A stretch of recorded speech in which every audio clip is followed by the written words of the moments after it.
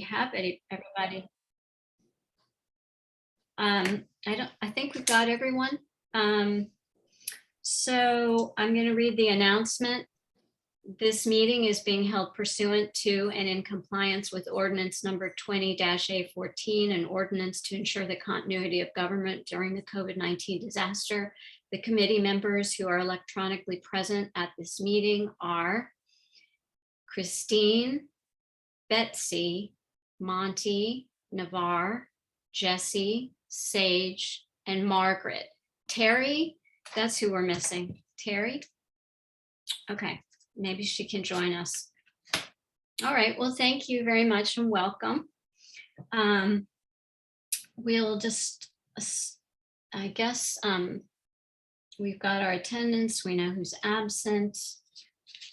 And maybe I'll just jump in, and I want to introduce Will Tucker and give you guys a little bit of background. Peggy and I have been working with this group with some Sierra Club members on the plastic bag tax, which I think we've talked to you guys about before. And Spencer Phillips, who is an assistant professor of global studies over at UVA, joins our meeting, and we were talking about just plastics in general, and also the issue of the artificial turf, and what a complex topic this is. And Spencer said that he said a standout student, and who might be interested in like diving into the topic a little bit more. So I invited Will to join our meeting today, and just because of his interest in that topic and the way we intersect with our interest in solid waste and what we do with those materials. So Will, I want to thank you for joining us and give you an opportunity just to give a quick introduction of yourself as well, with your background and why you're interested in that topic. Yeah, absolutely. Thank you, Christine, for the introduction. I'm happy to be here with all of you today. So I am just finishing up my second year at UVA right now as a global sustainability student. And I have a lot of experience working with Professor Phillips, specifically with ecosystem service valuation. And so I'm really interested in kind of weighing the cost and benefit analysis of a really complex issue here with the natural versus artificial turf. I also spoke to Christine about some of my experience working for the Chicago Bears as a project manager there on some of their terrain. As a high school student, as a summer job, kind of a little bit of a landscaping role. And so I do have some experience with this and a lot of interest in just helping as much as I can and really just exploring the topic open-minded and seeing if we can, draw as much insight out of that as possible and really quantify some of these complex topics with some numbers behind it. And so that's kind of it for me. And if you guys have any other questions about what I might be able to do or any suggestions on how I should be going about this, I'm all ears. Thank you. Thank you, Will. Will, really appreciate you being here and offering some time to delve into. I think it's a complex topic for sure. All right, thank you. I just want to add that since we started the meeting, Ann Johnson has joined us and Terry Kent has also joined us from the SWAC members. Okay, so the first thing we'll do is approve the April minutes. I'm thinking, I don't know if we can do this when we're not on screen, but can you just use your raised hand symbol on your screen to show that you approve of the April minutes? Or does that work if you're not on video? Okay. You can also just ask if there's anybody who doesn't approve first. All right. Is there anyone who doesn't approve of the April minutes? Does anyone have comments or additions? Okay. I don't think anyone's going to speak up, so that's good. And do I need to call everybody's name who is on the committee then? I think you can assume that all the committee members who didn't speak up for a decline are approving. Okay, I'll take your advice on that. So we have approved the April minutes. And we're gonna move on to, oh, we didn't approve we don't have approval of the agenda on here. But in the past, we have approved the agenda by the committee. Likewise, if anyone doesn't approve of the agenda, please speak up. Otherwise, I will take it as an acceptance of today's agenda. Okay, thank you. So we'll move on from that. Looking at our old business and action items.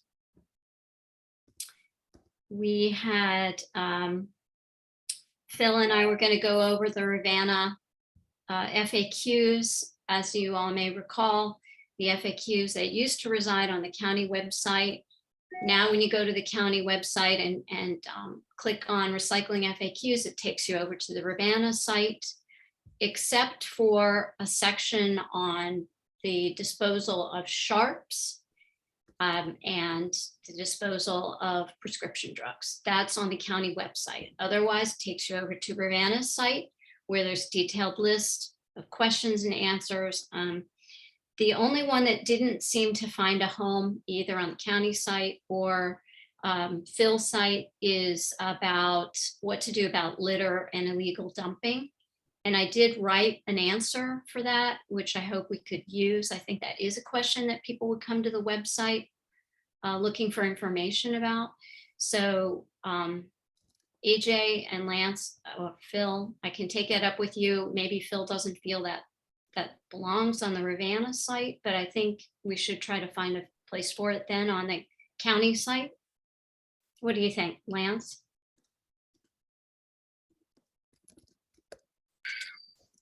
Trying to recall, it seems like 4 or 5 months ago, we worked with the police department to find out from their perspective and work through some language. I think EJ helped with that. Right. Also with VDOT.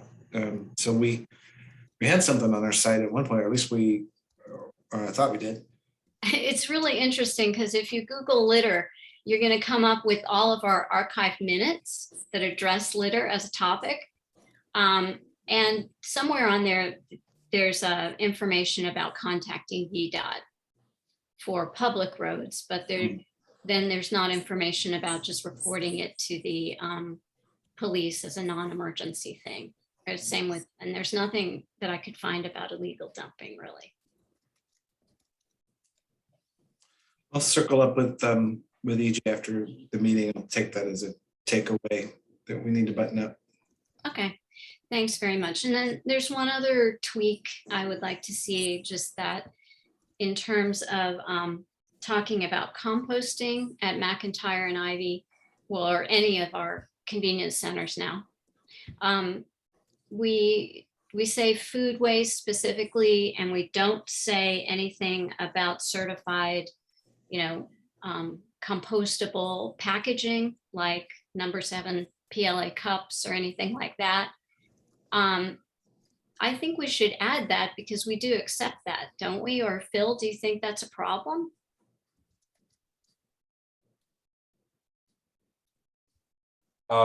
We do. Yeah, we can. Yeah, that's fine. Okay, It gets difficult, as you all know, with people understanding the terminology. So to some extent, I kind of hedged away from it, being that the people that are savvy enough to know the difference, to know what PLA is versus you and what you just said, number 7. I don't want people throwing number 7 plastic in there because right, that could be anything. right, okay, Just stuff that has been labeled as compostable or biodegradable, and the public's just very confused about all those terms. And so in general, I would like to not advertise that we take them, because the people that are savvy enough to really delve into it, and I think most of everybody here knows that it's okay to go in there.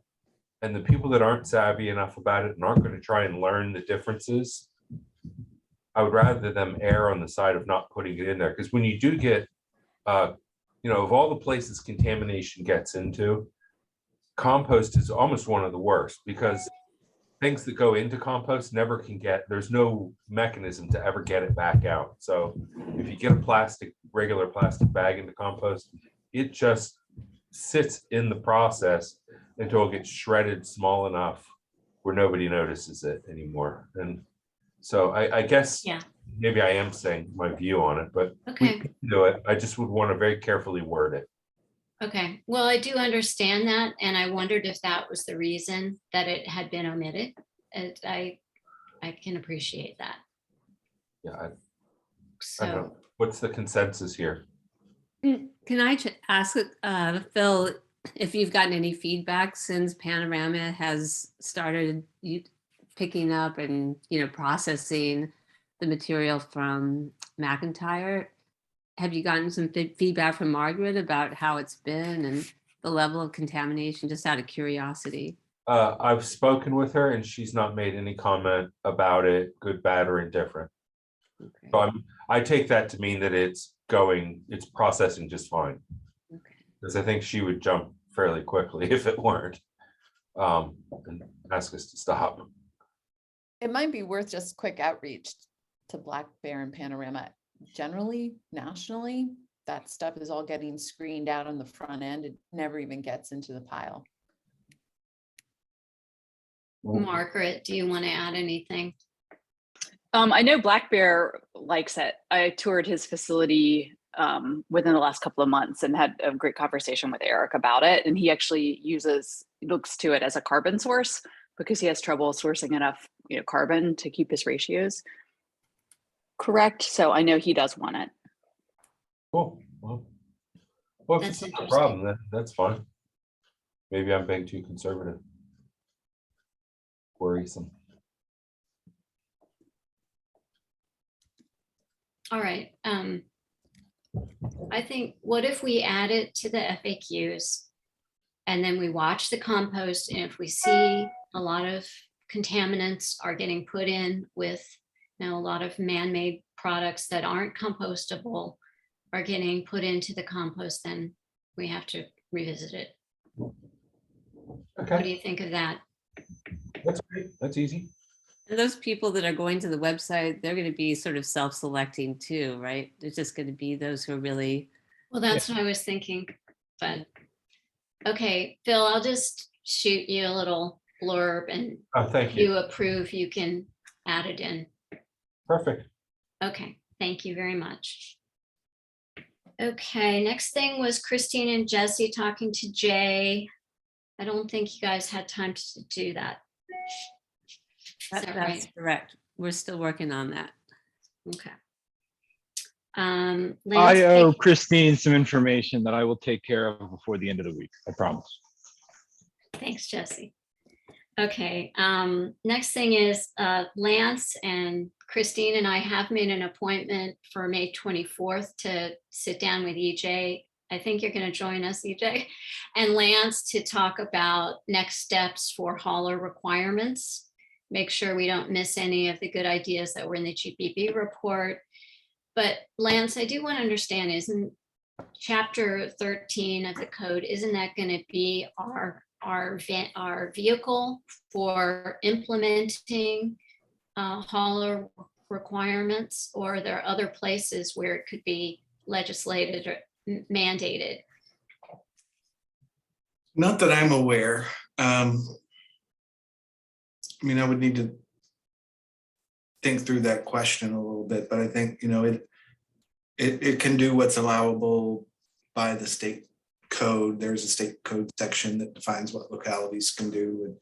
And that's why we chose at least one Virginia locality to have studied, so that, that was part of the consideration, not just what others do and is best practice, but what we're enabled to do by law.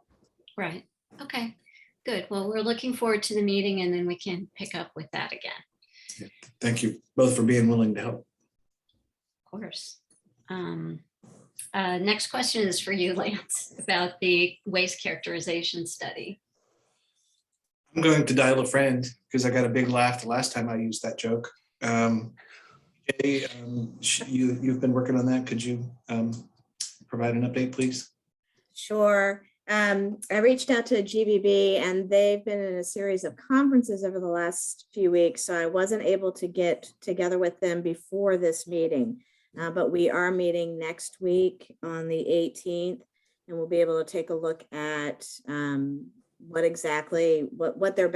their experience with the waste characterization study has been. So if there are any particular questions that anyone in this group would like me to ask them about as far as a characterization study, please shoot me an email before the 18th, and I'll be happy to put that into the hopper as far as the conversation is concerned. EJ, I had sent some example waste characterization studies, gosh, it was a couple of years ago, from kind of comparable counties that had sort of a city center and lots of rural subscription services. I could probably dig those up and resend them if that's something that would be helpful. Absolutely. Please. Thank you. The other thing is I can just tell you that at the VRA meeting, DEQ was very transparent that the level of state data is poor to really poor. And that, there needs to be a concerted effort to improve data in the state. This waste and recycling committee, I think it's also sort of top of their mind. This has become, I think, pretty hot topic because I'm sure you all know that Chesapeake is thinking about suspending their curbside program. It's the third largest city in Virginia. It's about 250,000 people. So if that happens, and I think the vote is today, I have a pretty backwards direction for the state. So, and I was in the Tidewater Fibers MRF last week, forgotten, maybe 2 weeks ago. Just example of the challenges. That MRF is 17 years old. And in MRF life, that thing is, Stone Age. It was originally designed to be, largely focused on recovering paper. Then it became a single stream. So it's been in the same footprint with lots of renovations, but it just really was a clear signal to me how much there needs to be some focus and dedicated investment in the state to upgrade infrastructure if we're going to do this. And I think the other conversation is there was a significant conversation in VRA about potentially looking at, MRF, the need for MRFs in perhaps Central Virginia or somewhere else. Okay. Hey, hold on. Ann, what she said was they're stopping curbside recycling. Is that? That's what I understood her to say. I'm sorry, I had to go get my teapot off. Sorry, what was that? So they are stopping curbside recycling in Chesapeake, Virginia, potentially. It's not potentially. So it's come up in front. They have a new city manager who's trying to balance the budget. Is it a net loss? Is it? Well, he wants to give his health and safety personnel a raise. I can send you the article. So he wants to take the recycling budget and put it to salary increases for health and safety officers. And so city council has voted twice on it and have twice voted 5-4 to suspend curbside. I think the final vote is today. So I will tell you that there has been a lot of activation around this at a national and local level. Because I think it sends such a wrong signal. And you've got, Chesapeake, one of the largest MRFs in Virginia is in Chesapeake. But I think, the MRF that's there serves over 900,000 people, Virginia Beach, Norfolk, Suffolk County, and Chesapeake. So this is a lot of, I think there's a lot of politics in this as well, but I think just generally it's one of the very few, parts of Virginia where we have curbside. It could definitely be better and improve, but it is I think it's one of these signal type of events, which is quite important. Is it a net loss to have curbside? Like if you No. compare it to just hauling trash, do you lose money? Trash isn't free. How much do you pay for your garbage pickup? Yeah, I'm just asking, like, explain it. It doesn't, it's not, it's a service. It's one of the very cheapest services we provide. I have some data not at my fingertips, but what it is per household, it is one of the cheapest sort of public services that can be provided on a per capita basis. It's really cheap. It's like $10 a year or something per person. So it's less expensive. If I ran my own city and I shut down the curbside, would I have a net savings or loss if now I'm just throwing all that stuff away? I guess. Program in Chesapeake is like $2 million for $250,000 for 250,000 people. And that's also commercial collection. So I think that's what their total program runs. It costs them 2 million. Yeah. I'll send you the article because I think it's the total, but I'll tell you the consequence is I just got off a call with the Department of Commerce with the state of South Carolina that got $544 million worth of capital investment in the state for businesses looking for recycled materials, direct, investment from recycling companies. And if you don't collect material, you don't have anything to recycle. And so BMW, Volvo, all of these auto companies, fiber production companies there are all looking for reclaimed materials. And, they have a part of their economic development, agency is focused on recycling and sustainability, trying to bring investment in those businesses to the state. And I think that's a message for Virginia is a big miss right now. I sent you all an invitation to the advisory council meeting next week, because we're going to see presentations from South Carolina and North Carolina and what they're doing to sort of the economic development around this. So I think that you have to be, when you put something in a landfill, there's no more economic value to be derived, right? It's done. But if you reclaim it, it can go into a whole nother, part of remanufacture and new economic stimulus. So it's a little bit of an apples and oranges comparison to look at recycling vis-a-vis landfill, but neither of them are free. I will tell you that one thing I think that the state needs to consider is, I wrote this in an email to you all, that 25% of all waste in Virginia is imported. And we have the average tipping fee in Virginia is $35, and there is no landfill surcharge. In other words, if we charged a $2 or $3 fee per ton of waste, we would have a very significant fund for localities for sustainability and recycling services. It could be, composting and recycling. So that's one of the things I think our council really needs to consider, because, it is so cheap to landfill in Virginia. It almost undercuts anything we're trying to do.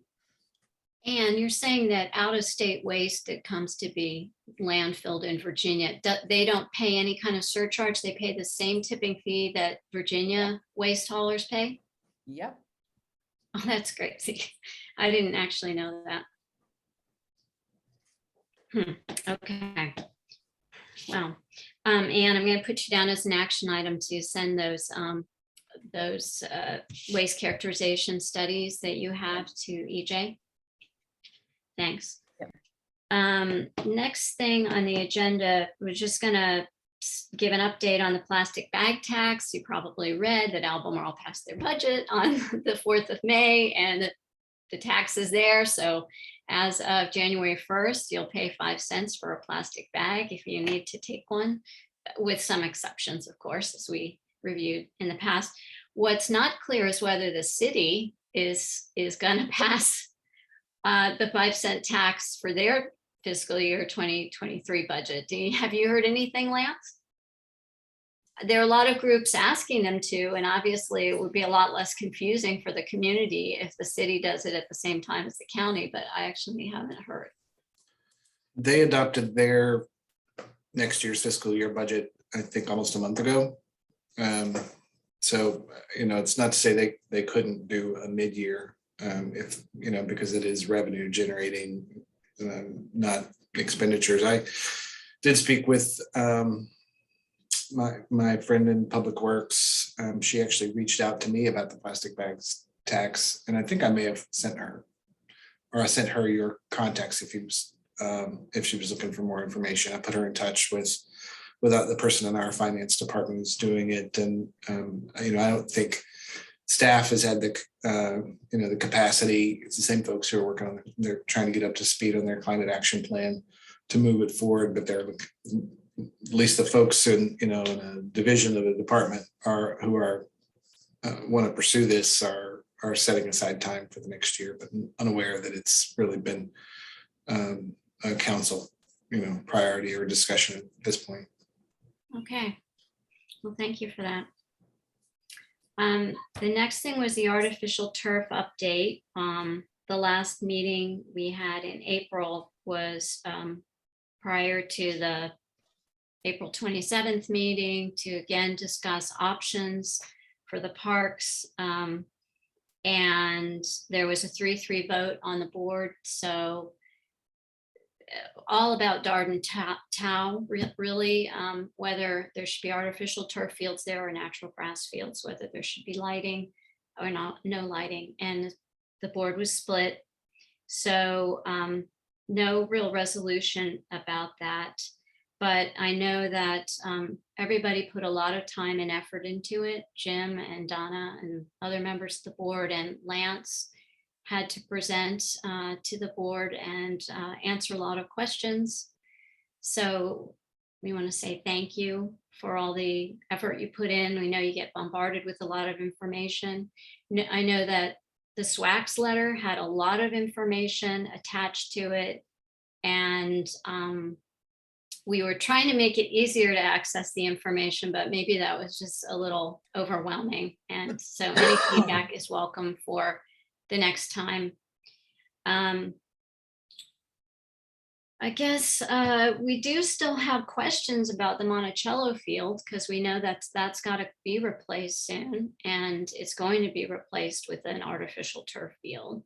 And so, being a advisory committee that's very concerned with sustainable materials management, we would like to know more about the plan there.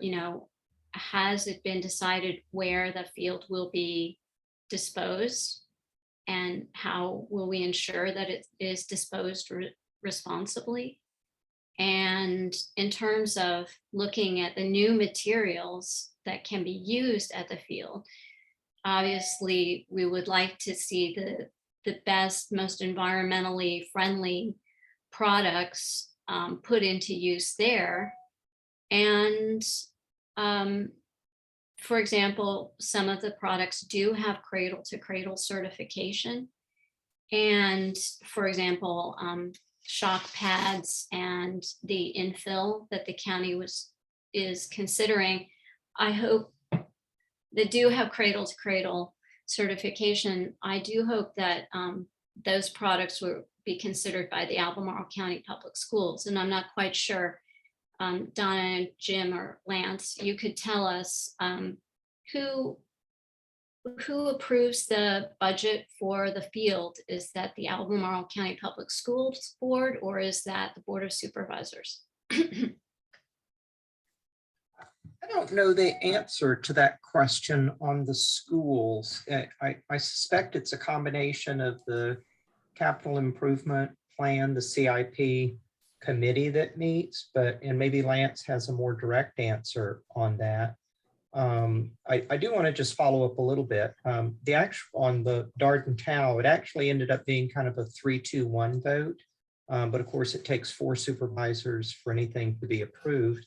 And so I'm ready to be tarred and feathered. I was one of the 3 who voted for the artificial turf fields. It was one of the most difficult things that's come before the board in the last 2.5 years that, I've been on it. Ultimately, my decision to vote for the artificial turf was because from everything I could see, we are incapable of providing a natural grass field that meets the need of our community for the quality of the fields. And so ultimately what happened was the artificial turf was taken out of the capital improvement plan budget. And we have nothing that's going to be done for those fields, and they're inadequate. But because it was taken out, there is no plan at all that I'm aware of right now to resurrect the discussion on the fields. And so nothing is going to happen. The fields will not be improved in any respect. And that's kind of just where we are right now. But I can't answer the specific question on the school fields. Lance, I don't know if you might have that information. Well, I can provide a little bit of an overview. So the funding for the fields would come from their maintenance CIP. So the schools, sometimes for a specific new construction for a school, that'll be a standalone request that the Board of Supervisors considers and balances it when it's developing the larger CIP, but they get in the neighborhood of about $8 million a year. That's sort of discretionary use for roof replacements, bathroom renovations, heating and air conditioning equipment, things like that. So I know that Monticello is, I think, planned for next summer, and the other two fields at the high schools the following year. So really, unless the schools CIP equivalent of a CIP advisory committee, which is a year-round work group, decides to dig into this issue, it's really up to the discretion of staff to give guidance to design professionals or to contractors that they might be able to engage with directly for a design, what they call a design bid process, design build process. So, turnkey company that you'd work with to both design and install. And you can give them direction on what you want to do. I did reach out to the director of building services, had a discussion with her, made sure that she got the materials that we prepared in terms of alternatives, including pricing for the different elements. And actually the Brockville product that you mentioned is cheaper than, it was the cheapest alternative out there, as well as being the most environmentally friendly we could find. So they're aware of that, and I advised them that this could be a hot topic and that they should, they should really weigh their options smartly. But that historically, another change is that the major capital projects like this one, normally the local government, county project managers on my team would manage projects, but starting in July, we'll be transitioning where the school system will be managing their own projects. And of course, as the owners, they always had significant sway in the final say, really, in material selection or design elements. But I and my team were involved in those projects. We'll be finishing off all the projects we have for the summer, and then they will be taking on full control of all their future major capital projects. So to what extent is the county involved in the disposal of the field? Not at all. None. Yeah. Okay. And I heard that field's upwards of $600,000 to replace it. Is that about right? I believe that's what they budgeted. The consultant that we were working with on that thought that was plenty. And I think that's how I phrased it with the board when that question came up. He thought that 500,000 would be a comfortable number. Of course, with the market being so wild these days on construction, I wouldn't want to suggest that anybody should reduce their budget on a capital project before they bid it out. Right.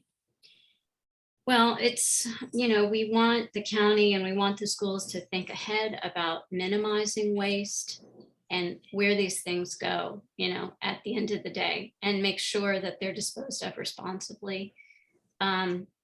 It's also really important to understand what these certifications mean, because a cradle to cradle certification can be at different levels, and it crosses many different categories of the health aspects of the material, how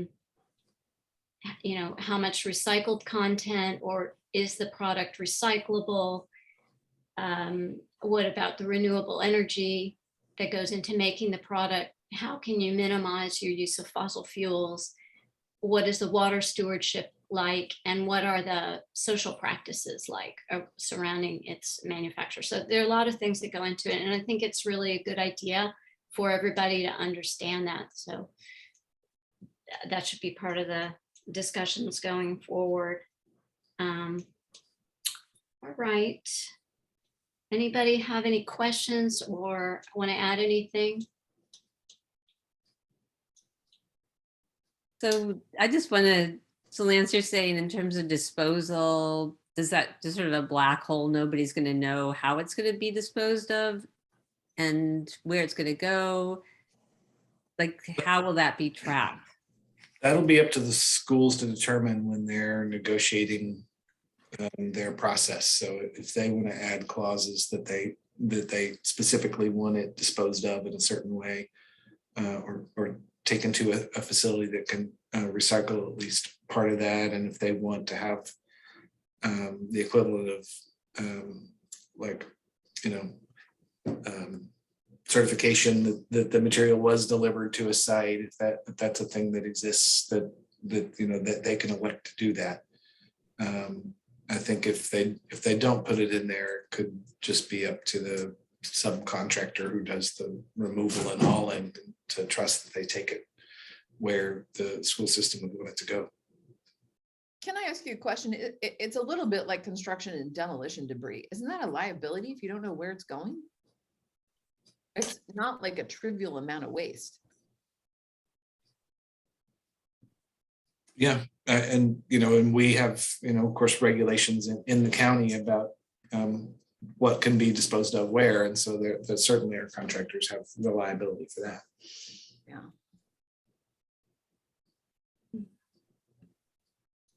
That seems like, just from a liability point of view for schools, that there ought to be an answer to that. So your field doesn't end up somewhere you don't want it to, and it comes back to you.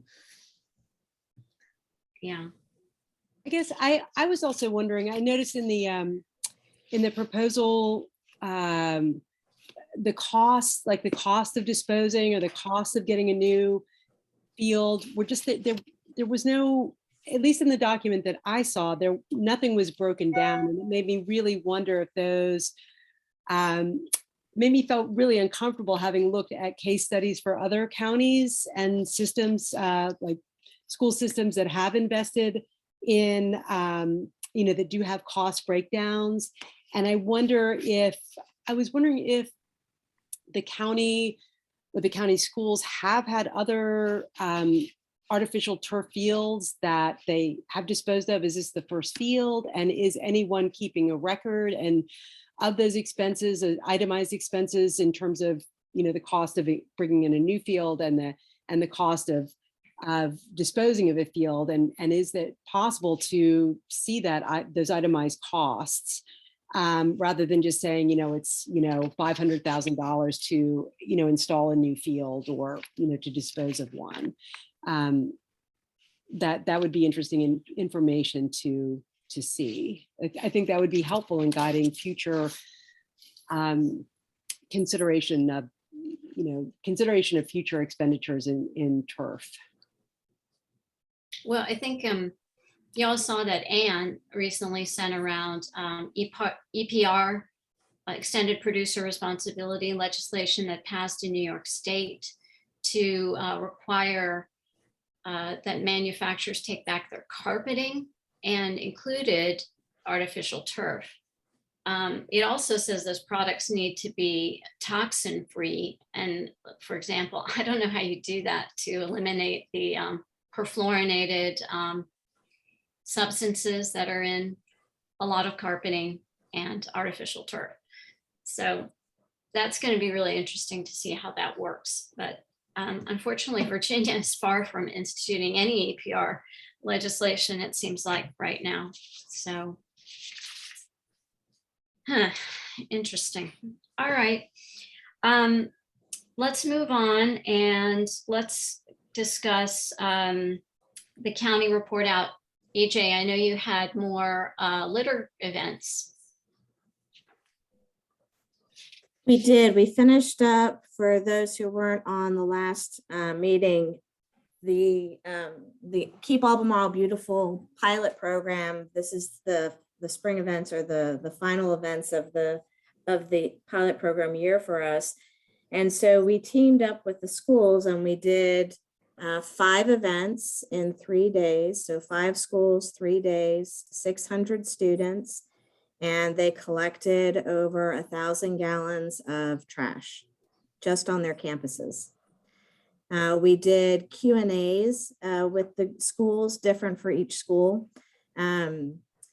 Students generated the questions for us. So we got everything from the first graders asking if you could make a robot from recyclables, which we said, yes, you can. All the way to the 8th graders asking, why haven't the adults fixed this yet? So we covered the spectrum with our questions. We did everything from a live broadcast on campus to in-person Q&As at Stone Robinson and at Greer. Christine was kind enough to come out and do the recycle relay, which I think I talked about last time, which was a big hit with the first graders. It was a really successful event for the teachers and for the students and for us. And so we did an after action group meeting last week, and the teachers are on board for us coming back around to do really anything we wanted to do again next year. So for the group, it's a matter of pulling together some resources and leveraging all the folks who are willing to be a part of this in order to not only do the events with the schools, but also in our community. So I'll be putting that after action report together and then sitting down with Lance to see what we can look at for next fall as far as the start of a next campaign. That's great, EJ. Thank you. I think that's a really nice initiative on the county's part. Absolutely. That sounds fantastic. Are there pictures up on the county website or something?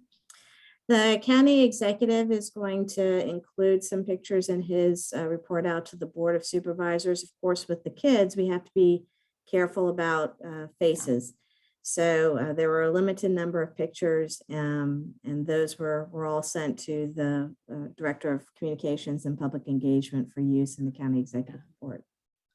That's wonderful. Great job. Yeah. All right, so the planning and vision group, Navarra and I did meet by phone and had a nice discussion about, we talked more about reducing construction and demolition debris. And we know in our community, Vanderland takes a lot of C&D waste. And Isabella and Sharice, we were wondering, does Vanderland report to the Thomas Jefferson Planning District Commission about how they're doing with construction and demolition debris?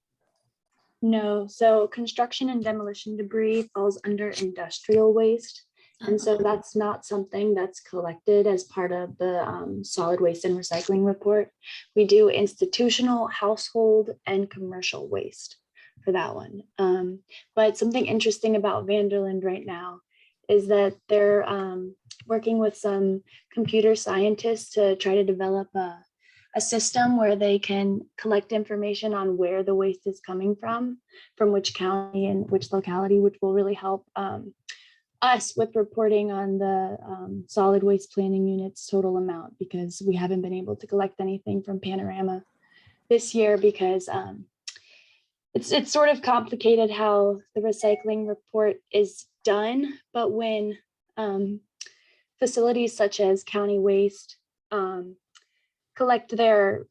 go around and collect waste they're collecting in localities that are not part of the solid waste planning unit.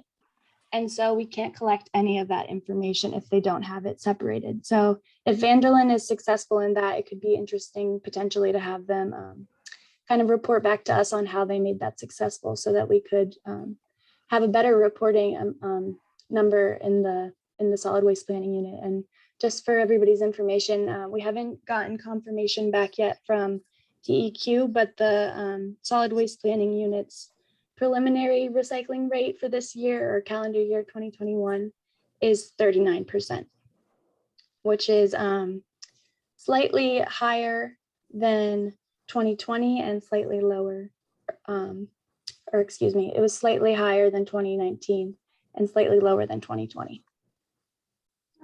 Okay, thanks for that. Christine mentioned it. Can I just ask, is there any composition breakout of that data? Not yet. Once I have confirmation from DEQ, in 2016, the TJPDC put out some posters that kind of explain the breakdown by each locality. And I'll share that information once all the data is finalized from DEQ. Well, rather than by locality, I'm wondering, is it composition of the recycling? Like, do we have any idea what makes up that 39%? Like what materials?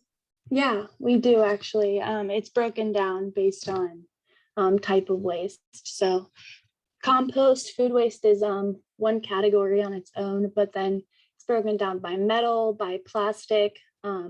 There's oil and like restaurant grease on there. There's wood and yard debris, things along those lines. I can share the whole list with you all if you're interested. Yeah, that's great. Yeah, we'd be really interested to see that. Thanks, Isabel. Yeah, absolutely. So go into their website, the 2016 information that's in there was really well organized and really detailed. It's because of some staff changes, TJPDC hasn't quite been able to produce that, same quality of output until Isabella came along, hopefully. But it's yeah, a really good. We'll be able to do that this year. Yeah, so it's if you're looking for historical baseline comparison, I think that was part of that exercise when I was with the city, and the gentleman with the TJPDC who did it was very knowledgeable and had good connections with surrounding counties and solid waste haulers, and a really solid understanding of the market and this space. So it's a good one for a baseline, and say I'd have some confidence in that one as a comparison to Isabella's report. Great to have some insight on composition. That's terrific. Yeah.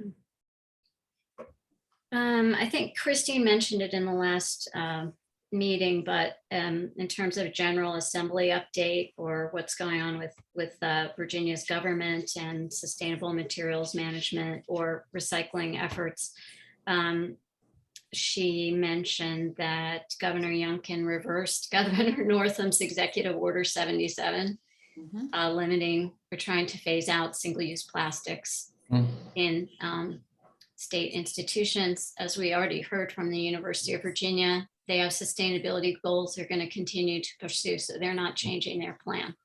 But Peggy, yeah. Sorry, 1 second. I've got to jump at 5. I'd love to just action item things I've worked on. Oh yeah. And then maybe talk about the highest and best use for me going forward. I'd love to just be kind of in charge of some projects or helping with projects. I don't care if we call it a committee or whatever we call it. But yeah, so let's go right on to ops. And as you know, Jesse's looking for someone to lead that working group. Yeah, I'm not going to lead. Yeah, I told Jesse, I'm not going to lead any. I'll be in charge of specific projects. So, Jesse, let me just go real quick unless you disagree. Go for so it. He and I collaborated on the glass recycling in Nelson County.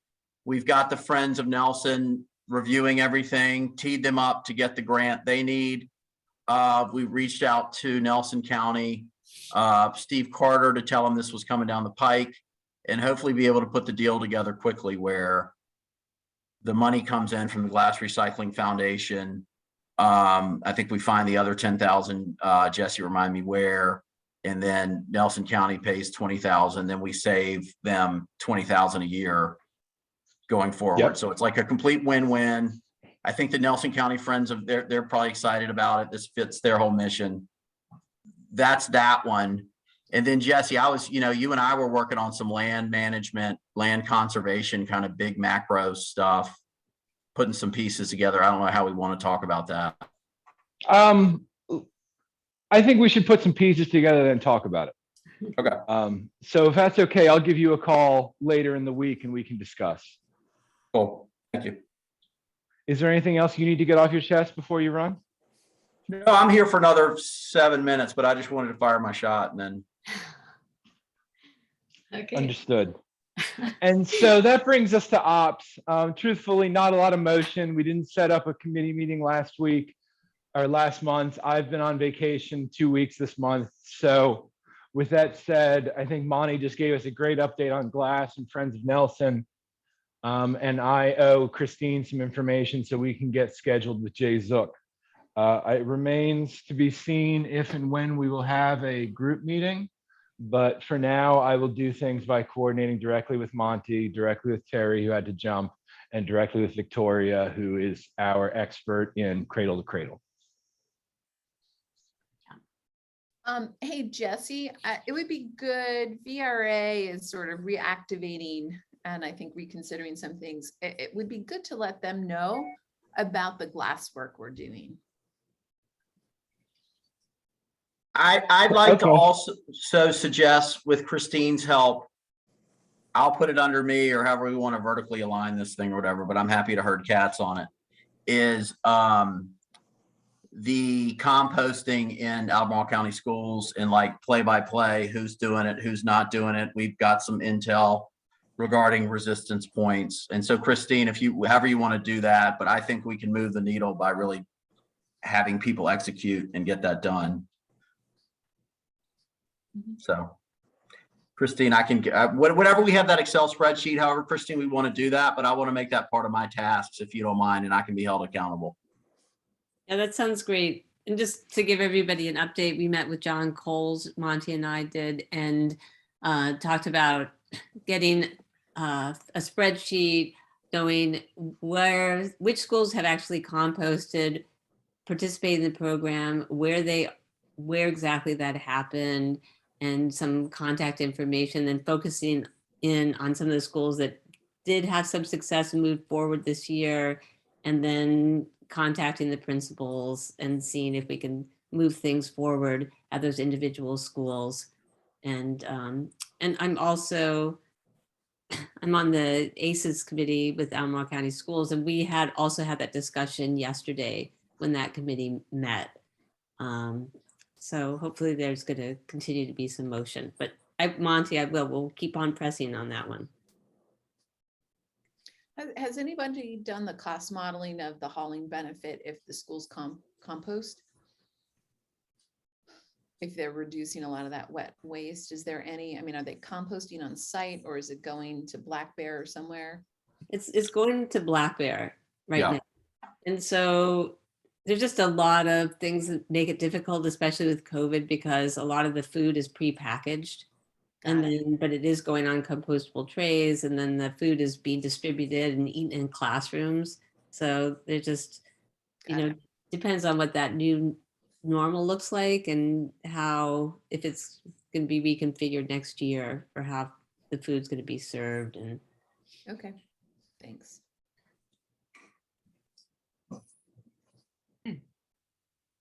All right, Christine, do you want to talk about outreach group? Yeah, so I just want to thank Betsy, who continues. I have not been that great about I haven't been at McIntyre for several weeks now, but Betsy has been there, and just appreciate her continued efforts. And there are some new staff, and when I've been there, they've been super helpful and really seem to be on board, which is really great. And I don't know if Betsy has anything she would like to add. since she's now our lady. No, I don't think anything new to add. Thanks. Yeah, but I'm when I get back, I'm gonna be back helping to join her with that. And oh, one thing that was cool is the Sierra Club has awarded the Earth Flag Award to Betsy and I, and they were really focused in on the really excited about the Recycling Ambassador program. So that was pretty cool. And Oh, so I great. think there'll Well be deserved. a little blurb out there on that one.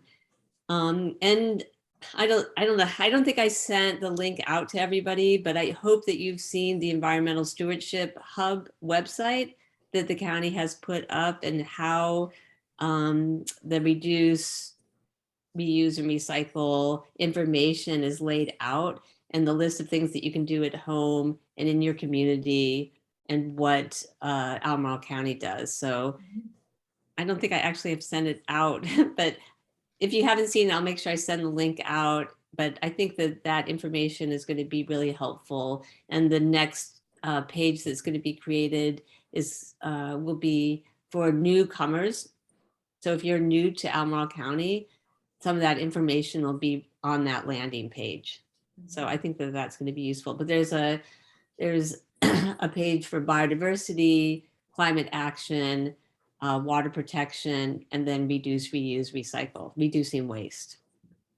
I think you did send it out because Did I I? saw that, Okay. the reorgan. It was quite a while ago though, several weeks, but. All right, great. It went out on Earth Day. Yeah. So, It's very nice. I think it's Yeah, I a thought real so, asset. too. yeah. Really. So I just wanted to, and then we're still working on this HOA outreach, and Sage has really taken the lead on that. So I appreciate her work with that. And then I I had the litter event just because I was there for one of them, and I just want to thank EJ and all the staff who supported. I think it's just a really great way to engage students. I know in my little activity I did, where we did a relay about and have the kids look at what materials are compostable and recyclable. There's a lot of education to be done, and you know, the kids enjoyed it, but we really need to be engaging them. Recently, I just looked at the SOLs for environmental literacy, and just there's so little that connect directly to how we use materials. So the more we can do that, and more that we can get that information to the students, the better. But thank you to EJ and the staff for really getting the schools involved. I thought it was really wonderful and successful. And I think that is it. And we've been meeting, we're gonna meet again the end of May 26th at Wegmans. Thanks, Christine. Okay, and then there was some sort of new business. We're going to have our annual report to the Board of Supervisors coming up, but we wait to hear from the clerk and get the forms in July. So that's still a little ways off. And you sent around that interesting article about the call to recycle battery people offering a new product for collecting batteries safely. And I didn't know if Phil had had a chance to look at that and what he thought of that idea. Were you thinking that was something that we could have at our convenience centers? Yeah. For regular drop off, just yeah. So whenever I could they're get them open. out of my cookie jar in my pantry. We'd have somewhere to take them. Yeah.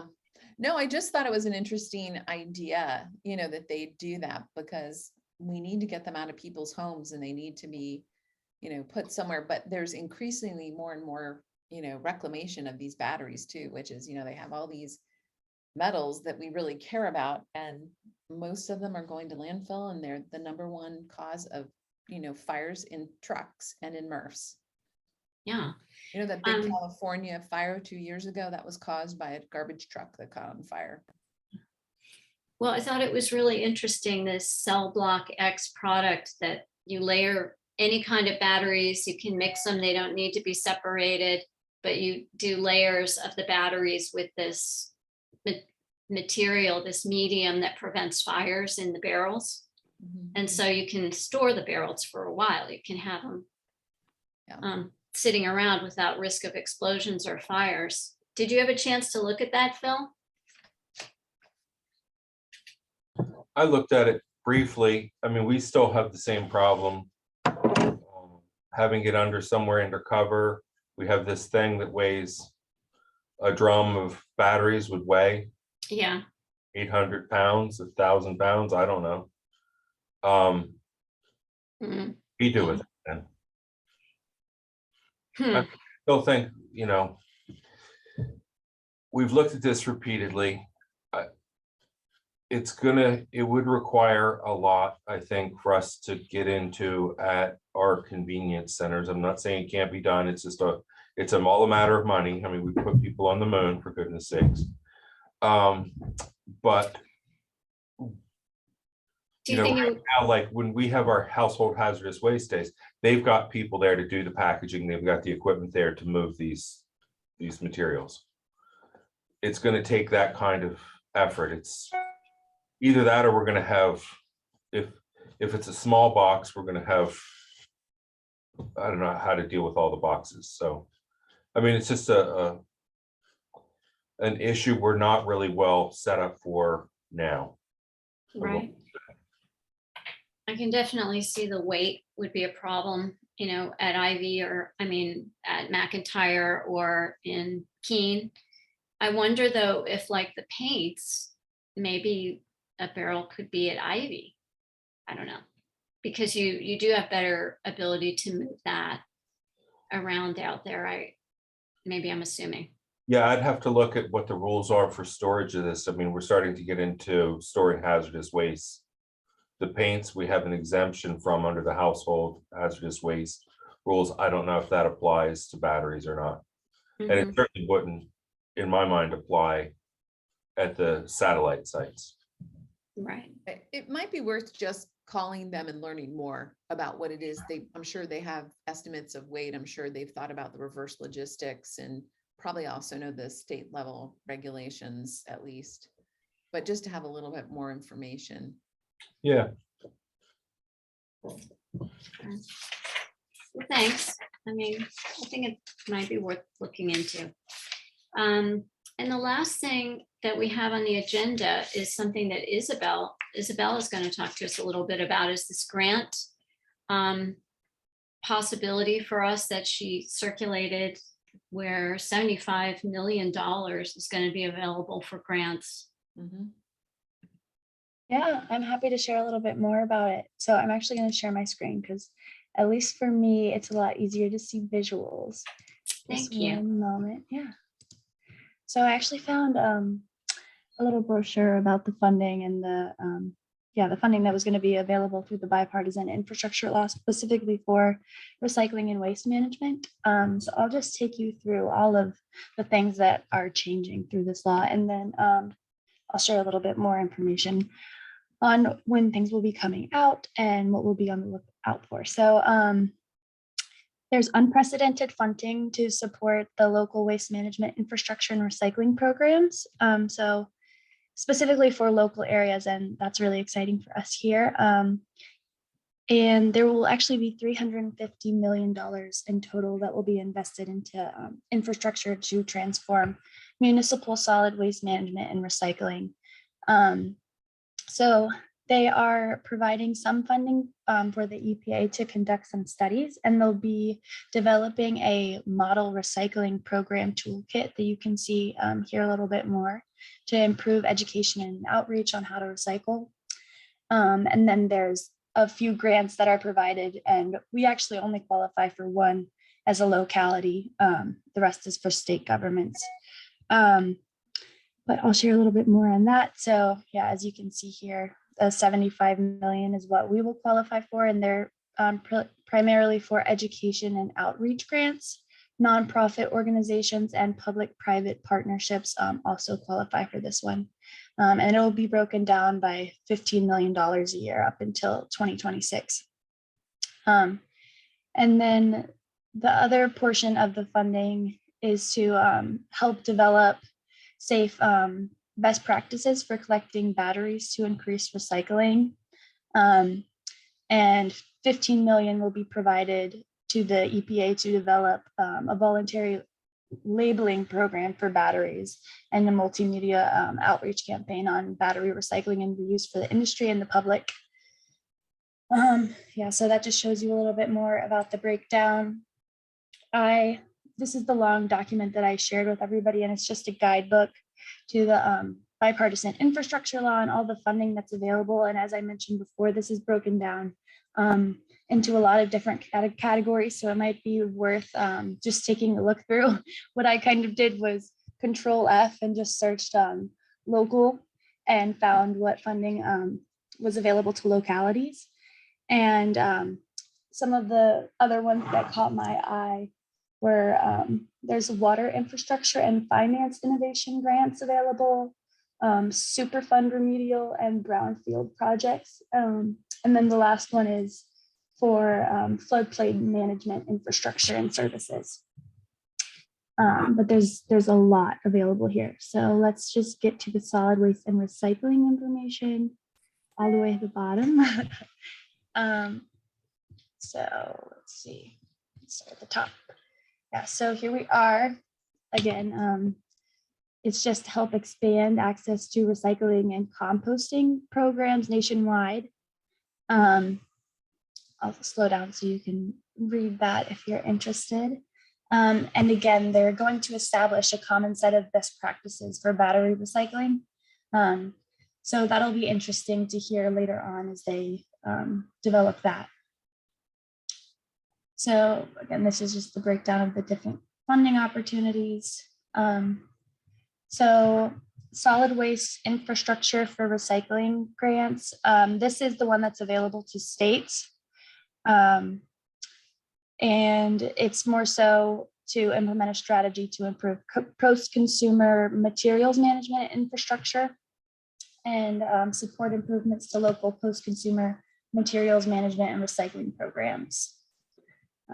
But next up, we have the one that Albemarle would qualify for. So this is, again, an education and outreach grant. There's 75 million available. And again, it'll be broken down by 15 million each year, I think available nationwide. So it'll be a competitive grant. And the eligible uses are to award grants focused on improving material recycling, recovery, management, and reduction, to improve the effectiveness of residential and community recycling programs through public education and outreach. Funded projects should inform the public about residential or community recycling programs, provide information about the recycled materials that are accepted, and increase collection rates and decrease contamination. I think it would be really cool if we could sort of brainstorm an application that we could do for this, because as you can see, the funding opportunity is available in the fourth quarter, and that's of the federal fiscal year. So that will be, I always have to check, but that's July through September. And they also mentioned that there'll be stakeholder outreach and engagement to inform the development of the program. So if I see any educational webinars that are available, I'll be sure to forward those along in case anybody's interested in attending. And then again, you can take a look at this, but these are for the battery recycling best practices.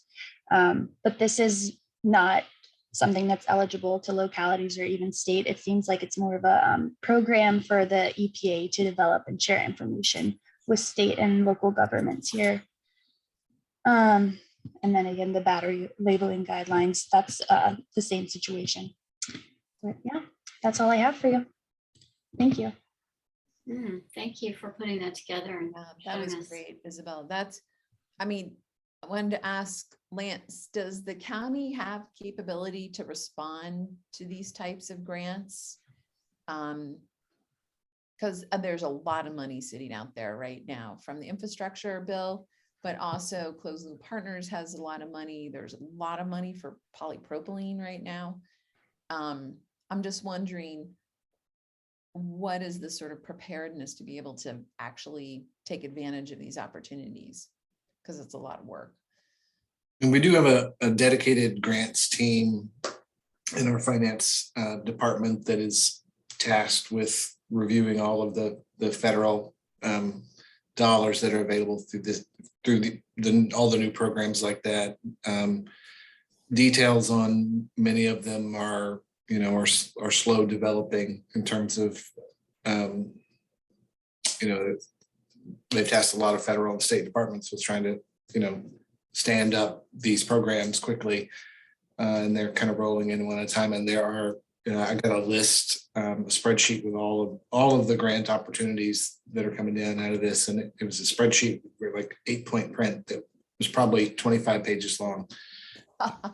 So it's dizzying to try to navigate what's actually available, what the restrictions are, what the timelines are, who's eligible, what the prerequisites are. So we do have that dedicated team that is working to make sure that we position ourselves to do that.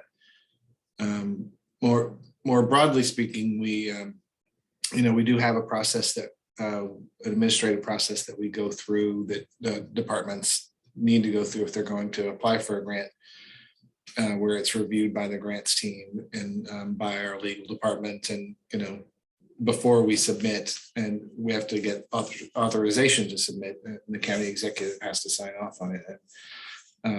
That's a process that was developed and refined about 3 years ago. I think it was much needed. The challenge with grants, especially a $2,000 grant or a $3,000 grant, is that you can spend $10,000 in staff time administering it. Absolutely. Yeah. And it's and the burden of that is often on finance people who don't know anything about it until they start getting pay applications for it, or receivables, and having to handle the administrative burden that goes into proving that you spent the funds on what you said that you would spend it for. So I would say, given the sheer volume of opportunities out there and how unclear the water is, that we're as prepared as the two people in the budget office think we are. And otherwise, I'm hoping that at some point somebody will say, here's something I know we need, and a great grand opportunity for it. But Well, I was going to suggest, should this committee work on some recommendations of things that could use this kind of infrastructure? I'm aware of some that are very available immediately. We help people apply for funding all the time. And so some of them are much easier to get at and much lower overhead than others. There is a state allocation for those infrastructure funds of the state. County gets super complicated.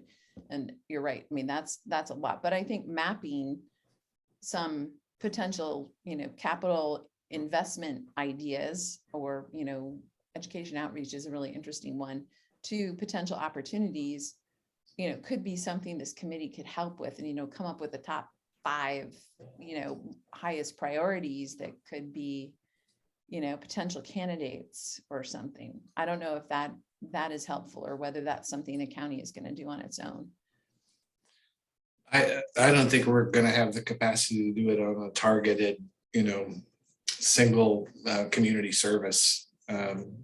So I would welcome the, any work the team wants to put in, especially if it gets us down to a list of 5 things that I could, we could really take a good hard look at. So for that education grant, I mean, looking at specifically at education and outreach, if we came up with some ideas for how that, we thought that would be a good way of how the money could be spent potentially. Well, I think that gets into the grant specifics. I think there's a higher level of identifying the key needs in the county that need investment, and, and prioritizing them. And then, then you can flesh out what can you do underneath that. But we know we have some CapEx needs between the paper sort, the baler, if we want an extra roll off for polypropylene, if we wanted to do batteries. I mean, there's a laundry list already, but I think we need to sort of explore all of those and then map them to what are the potential funding sources, and label them by how hard is it to get that money? You know, kind of just very simply red, yellow, green light, that level of effort to get this $5,000 is maybe not worth it versus, you know, ones that could really be much more straightforward. Just to help, Lance, I've been looking at these, and I mean, there's a tidal wave of these opportunities, and it's sort of overwhelming. You know, we've gone from a dearth to an overabundance of these things. And now how do you figure out how to target them? Because you have limited hours of those people you described who can actually do the grants and get them out the door. So you want the most important ones out there. I think one of our committees should pick that up and work on that. I think that would be really useful. And I think there are ideas really from almost everybody. I mean, whether, you know, could it help with the community center, you know, help with some of the things the ops team is looking at as priorities, and some of the things that the comms group is thinking is important.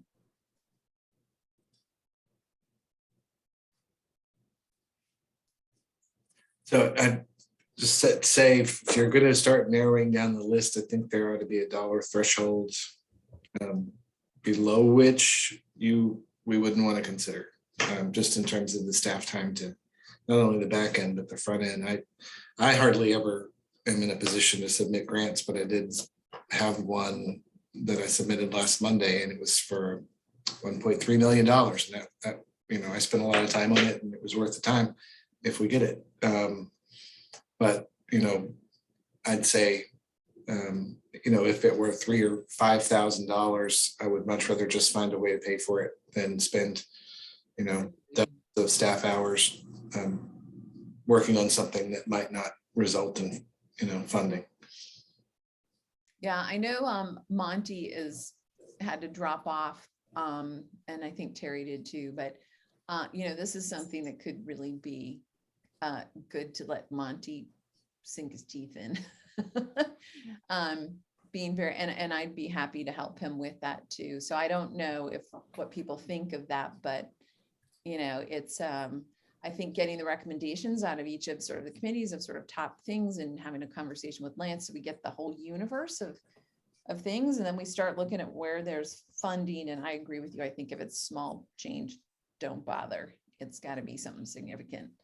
And I can keep my eyes on this to share information with you all when we have a little bit more about how it's going to be broken down, those $15 million, and what types of projects may be eligible. But I do think it is worth to start brainstorming what might be valuable to focus on.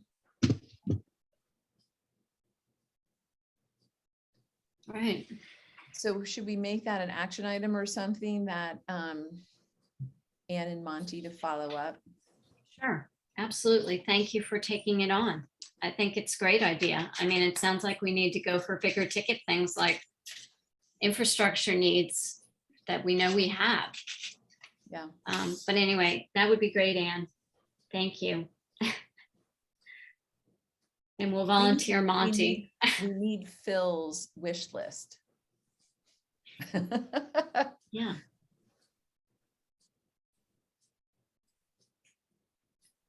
Okay. All right. Last thing I thought was really interesting, the meeting on the 19th, and so the public can attend, but just can't say anything until 3:30. Yeah. Is that the idea? Well, these are council meetings. So that's what I was going to say, but I have really great speakers. I just recorded one today. I'll warn you that 3 of the speakers will be pre-recorded. They will be embedded in a presentation that I will be giving. And then Tamsin Edifa will be there in person. She's widely regarded as sort of the mother of plastic recycling. She's had a 35 year career in starting some of the first plastic recycling facilities in the US. And now she's the CSO of PureCycle, and really dynamic person, lives in North Carolina. She'll be here in person to just, and I can guarantee you she's a talker. So, she will entertain a good conversation. But the topic for this meeting is going to be non-policy strategies to catalyze the circular economy for plastics. So the last meeting was around policy. So this one is really focused on non-policy strategies. So we're going to have Department of Commerce from South Carolina and sharing their experience and what they've done to drive investment in recycling. North Carolina's Recycling Grants Program. We're going to have a presentation on Next Cycle, which the state of Colorado, Michigan, and Washington have now picked up. And it's really a very innovative program that's designed to incubate, businesses who are interested in circular economy solutions. So, and I mean, it's incredible the things that are coming out of this. So it's really taking the idea of a business incubator, but it's solely focused on how do we repurpose materials, and it's having sort of tremendous results. And the state usually puts up a big chunk of change. Then the private sector, you're having matching grants. So it was presented at VRA last week, and actually there's some groups in Virginia that are interested in it. So that'll be pretty interesting. And then Tamsin will be presenting on this advanced recycling technology called PureCycle. So I think the presentations are probably going to be the most interesting part. After those, I'm going to tee the council up to walk them through their reactions in a series of questions to capture their thoughts, because we have to write a report and make recommendations. So I'm going to be teasing out what they find most attractive, what their thoughts are, because we're going to have to distill all these meetings down to what are our top recommendations. There's a public comment period from 3:30 to 4. Water Keepers is usually there to talk about, they usually have something. We also get NGOs who will send us a letter, and then I read it to the record, but this is to be put on the official record, different positions. If you have something you really want to share with the council, I would suggest staying, but otherwise it's a long day to sit through a lot of the, the bureaucracy of a state level public meeting. But I do think the presentations will be interesting. Sounds good. So is it, it's just in person, it's not online?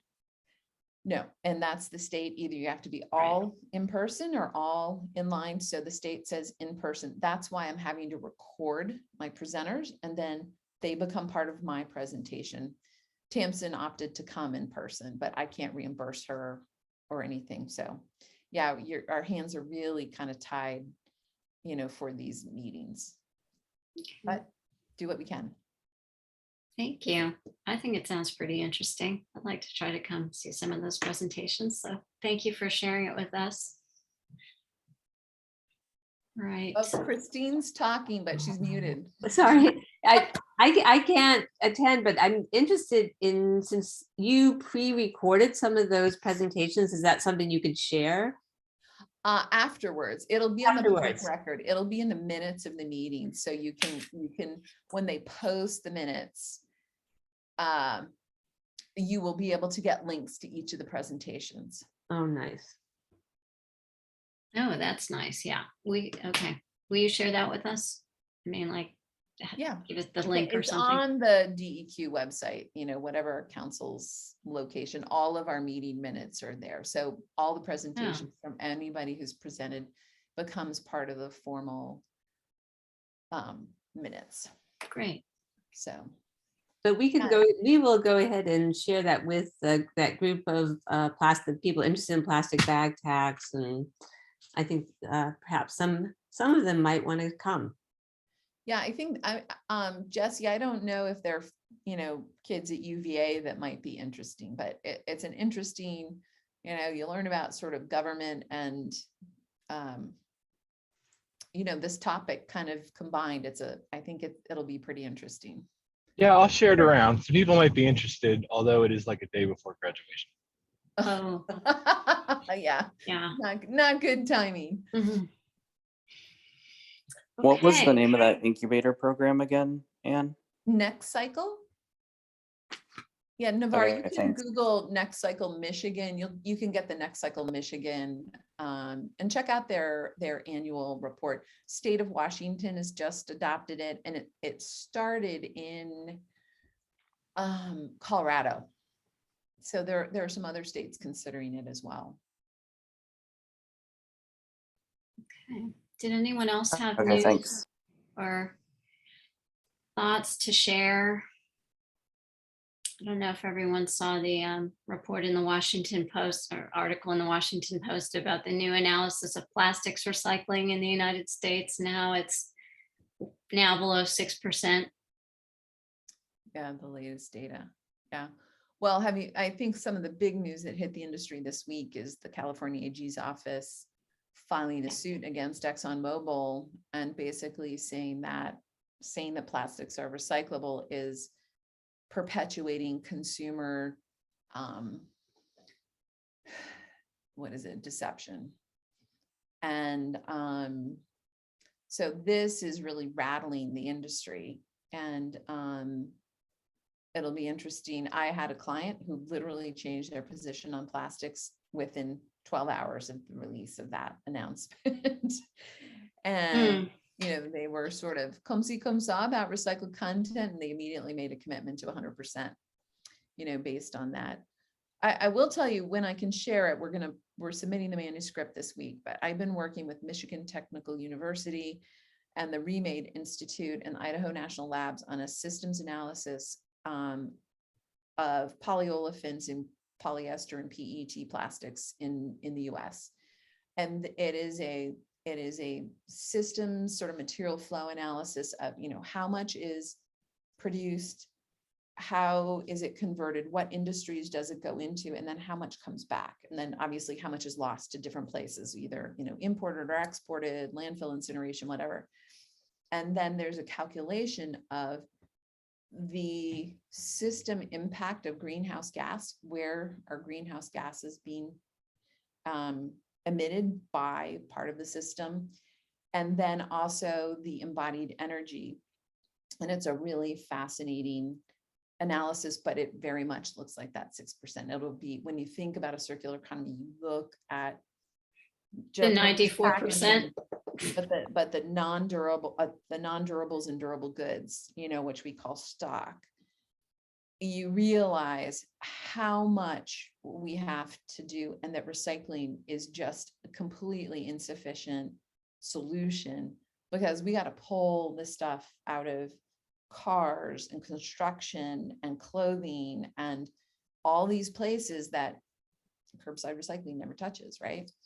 Right. So it's interesting. And then we're going to be doing a lot of scenario modeling about, the introduction of chemical recycling, the introduction of different technologies, what is going to help actually make a circular economy? What does it look like? And what are the energy and carbon impacts of different strategies? So the manuscript is supposed to be submitted this week. So then I can share some of the illustrations from it once it's, I can't do it before it's published. No, sure. Okay. Well, that sounds like a big job wrapping that up. Well, fortunately, there's a PhD student doing it and not me. Okay, well, it's 5:30. Thank you all for attending. Next meeting is June already, June 9th. Yeah. And so we'll see you then. I just want to mention, we have 2 potential new members that would like to attend a meeting that I just wrote to EJ about. Annie White. She lives in Charlottesville now. She's a Virginia native. She and I used to work together at Green Blue. She worked for Bill McDonough, and then she was most recently the sustainability manager for the city of DC. She managed their solid waste program, and she's now working with me at RRS. The other is Adam Gendel, who is formerly at Green Blue. He and I used to work together. He lives in Charlottesville, and he's now working with the Recycling Partnership. So both of them have expressed interest. I've told them the date. We got to get them in to sit on, but I think they would be terrific, Yeah. So just wanted to let you know that we have some potential, Great. additional members. Thanks for doing the recruiting. All right, everyone. I also want to thank Will for sitting in on the meeting, and appreciate that. And if anybody has any feedback for Will as he's diving into this topic, looking at artificial turf, he would probably appreciate that as well. So Definitely. Yep. Thanks for having me again. All right. Thanks. How would we get that to Will? I I will share his contact information if that's okay with you, Will. Yes, that's perfect. Okay.